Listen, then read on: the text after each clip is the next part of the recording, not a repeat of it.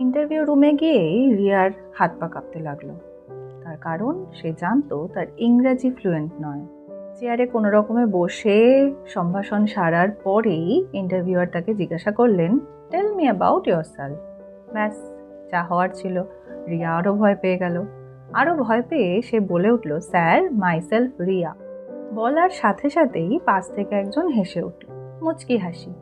কিছুক্ষণ পরে রিয়া টের পেল ও ভুল করে ফেলেছে। ওর মনে হতে লাগলো এইবারও আমি rejected.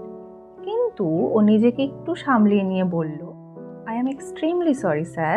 It was my mistake. I am Riya Bishwas.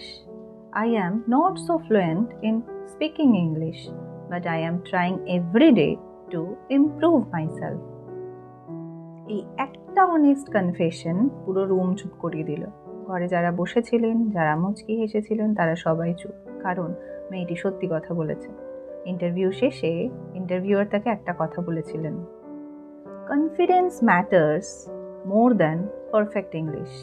মানে তুমি যে চেষ্টা করেছো, থেমে যাওনি বা লজ্জা পেয়ে চুপ করে যাওনি, এটাই তোমার সব থেকে বড় স্কিল। মনে রেখো, ভুল ইংরেজি বলাটা লজ্জার নয়, চেষ্টা না করাটা লজ্জার।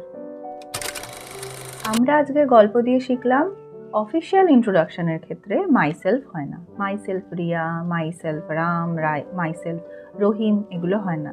অফিসিয়াল ইন্ট্রোডাকশনের আই নেম ইজ হয়, আই এম হয়। আর মাইসেলফ হয় যখন নিজেকে কিছুর জন্য রেফার করা হয়। যেমন ধরো, আই টট মাইসেলফ ইংলিশ বা মাইসেলফ কমপ্লিটেড দ্য প্রজেক্ট। এই ধরনের সেন্টেন্স যেখানে তুমি নিজেকে রেফার করছো, সেক্ষেত্রে মাইসেলফ হয়।